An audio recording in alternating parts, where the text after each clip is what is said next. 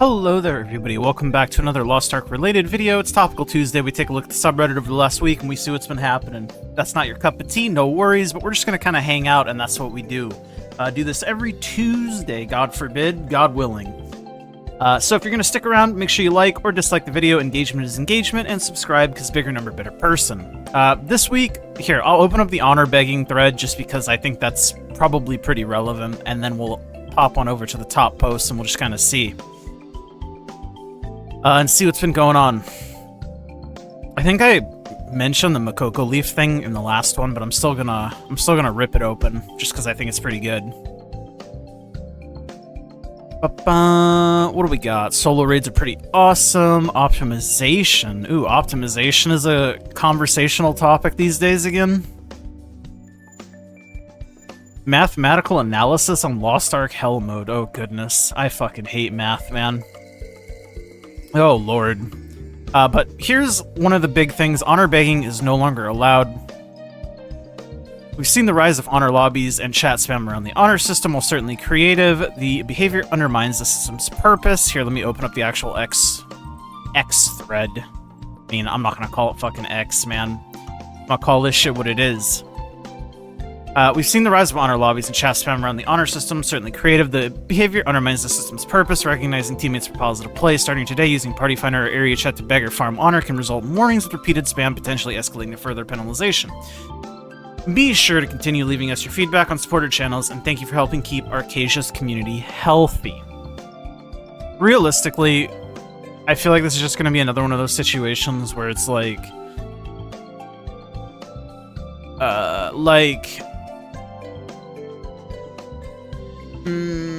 the whole, like, busing thing, if you remember. But, I mean, we'll see. It's good that they have said something publicly, at least. But we'll just have to see what ends up happening. Just remove the honor button in profiles and context menu. This encourages people to give honor in the MVP screen only, of course, with the skip button. Yeah, I mean, the fact that you can give honor for things that don't require, like, you to interact with the people in the first place is so strange to me. That's like the basic, like, step one of an honor system, right? Am I crazy?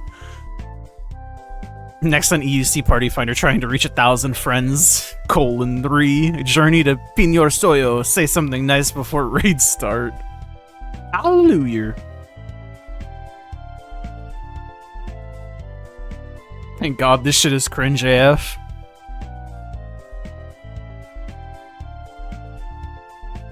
Why is it possible to interact with honor outside of the raid completion screen? Putting aside how stupid the social media looking ass system is in the first place, why do we need to police it ourselves when the devs can instantly remove the honor begging, or the reason honor begging even exists outside of the one place they think it's applicable? Yeah, I mean, it is very strange to me that you can even give honor outside of, like, completing content with somebody specifically. Otherwise, it's very unlikely you've even interacted with the dude. I don't know. What are the chances they enforce this, Lamau? If it's similar to how they handled busing, then probably pretty high. This is what I mean, because it depends on who you ask, but I think busing initially had a lot of issues, like when they announced that they were going to be enforcing, like, to clean up Party Finder, but it did eventually get there into, like, a spot where it wasn't, like, just constantly being spammed with buses. But I feel like it might be more lenient than busing. I don't know, we'll just have to see. Truly, we'll just have to see. And the only reason I say it might be more lenient than busing is just because the honor system itself is kind of pointless, but I don't know, that could just be like a me brain gap type thing. Makoko leaf should be a permanent thing if you don't have 10 times clear, and then it's just a Makoko. Even as a veteran solo player, this helped me learn Brel and Aegir without needing for a Discord. Leaf is a universal help icon and it should stay. It helps ongoing players with good rewards, and also newer those that have no experience in an X-Raid. Isn't until you hone up to 1690. I think the Makoko event ends in October. You can see the countdown. Yeah, I think it probably could do with just being like, if you don't have 10 clears in a raid, you're considered a Makoko for that raid. Obviously, you can make arguments that keeping it longer than that might be applicable in some certain cases. Just because you do a raid 10 times doesn't mean you know it. But it's better of an indicator than we have now, which is like none.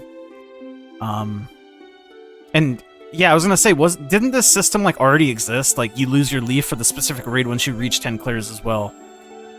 Yeah, so I think it could just be kind of like globally applicable, since it already kind of exists in the way that if you meet the Makoko Bootcamp requirements, you have it until you have 10 clears.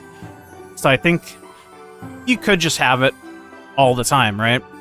To be honest, I think the Leaf is just a lazy patch solution for a bigger problem. It is an artificial reason for vets or anyone really to play with new/returners, but there should be a more natural motivation to do so with the design of content, although it is better than nothing. Yeah, I mean, I don't think anybody's arguing against that. But I do think, and I've always kind of said this, and I've always had this mentality where it's like, it's better to have a Band-Aid than to have nothing at all. And for the longest time, we just had nothing at all. And I think a lot of issues have had just nothing at all.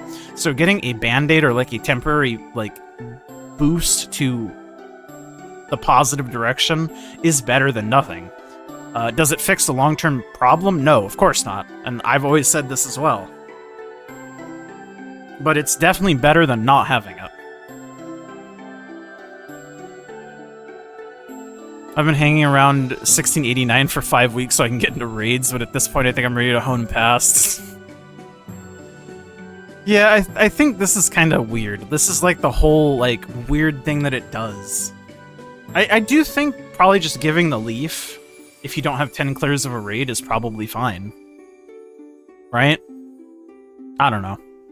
Solo raids are pretty awesome. I'm a returning player and solo raids have been fun so far. The content finally lets me enjoy the game again in its combat, which I find the best out there, IMO, but hassle-free since I don't have to spend hours after a long day of work stuck in Party Finder. In the past, my gear was never the issue with Party Finder, but rather my roster level, which was pretty low, as I would usually play one character, 3 at most, like I do at other MMOs.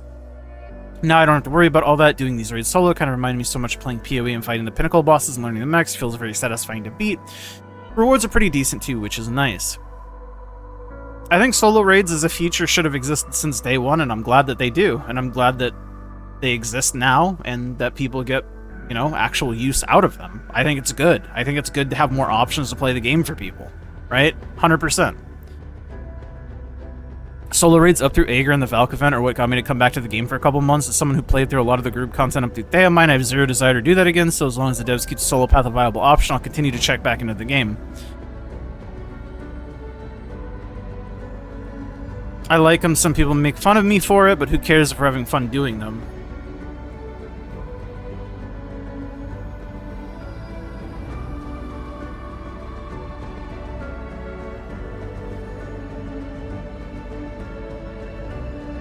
I just wish solo raids could be tweaked to be played with 1 to 3 friends, because each time we would come back to the game with the boys, we'd literally do nothing but Guardians together and then split up since all the multiplayer raiding content comes late game. Yeah, I think the ultimate endgame for this game, truly, would be like... I don't know what the fuck the term is. My brain is fucking cooked. I'm trying to think of what the term is. The term they used in WoW. I don't know, just like scaling content, I guess, is a way to say it. So like party scaling, like you could scale it from up to 8 people or as low as like 1 person. And just have it dynamic scaled. Yeah, dynamic scaling. But I think that would be the ultimate endgame for Lost Ark, to be honest. I don't know how you would make it work with certain like mechanics, and I'm sure there'd be like a harder way to do it, but in an ideal world, I think that would be fucking fire. And I think a lot of people would enjoy it.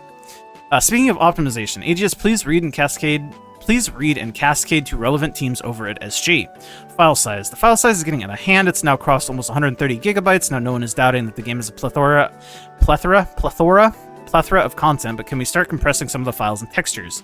I've noticed some gacha games, specifically the ones that are available on mobile, do an optional data pack download system. Can we have this? Could cut down a significant amount of size. Another thing are the voice packs. I play in English. I check the voice packs downloaded. It automatically downloads Spanish, French, and Italian. I have no need for these. Why not keep them as additional download packs? You're already doing this with the Korean voiceover. You've already implemented it. Just do the same for the other languages.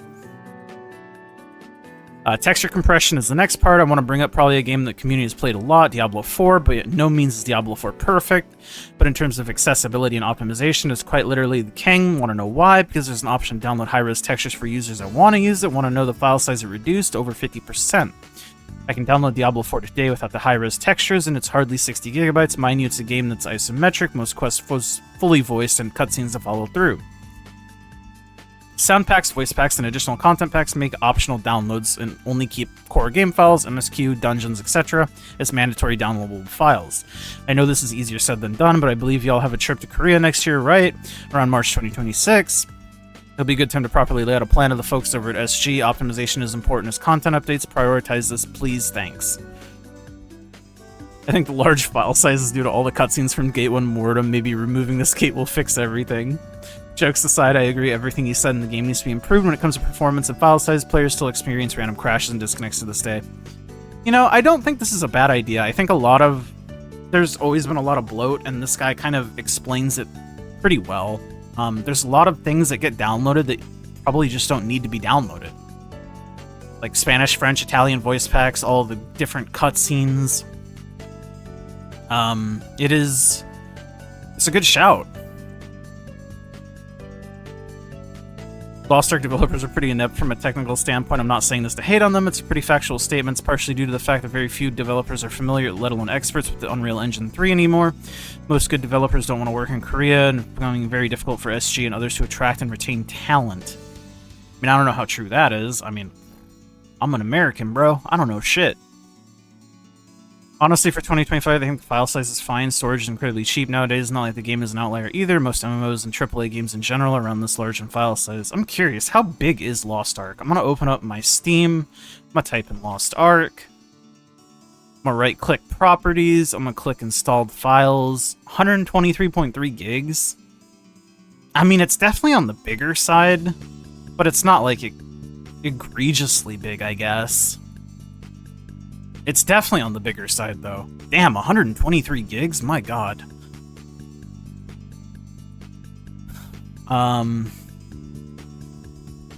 Games just fucking take way too much space. I'll say it, man. Mathematical analysis on Lost Ark's Hell mode. My partner, who's a programmer and has a high understanding of mathematics, helped me compile a quick analytic rundown for the most important involved probabilities in Hell mode.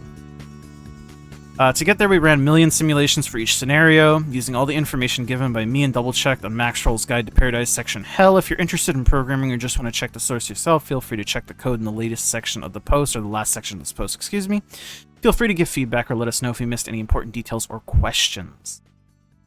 Without further ado, here are the main questions we set out to answer. What are the probabilities of reaching floor 100 on normal and netherworld versions of any given key? What is the average value of each key if you were to pick the gold reward?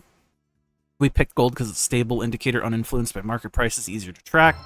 In the netherworld, what is the best strategy to get the most rewards? And when you encounter a transmutation altar, which key should you put in?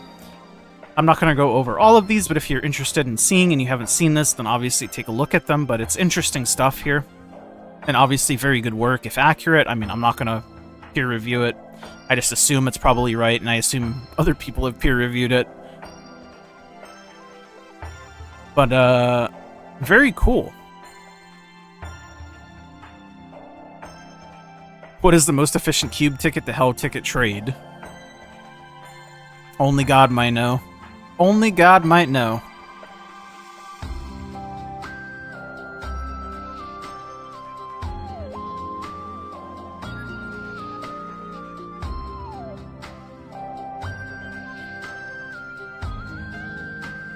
But I think that's the last one. Last thread that I have open. So, with that, thanks for hanging out with me, you guys. I'll see you guys all in the next one, as always. Like the video if you like, subscribe. I'll see you guys all in the next one. Thank you to my YouTube members. It's Business to Inner Diz, Remix My Life, I'm Nufu. Love all you guys very, very much, and I'll see you guys very, very soon. Bye!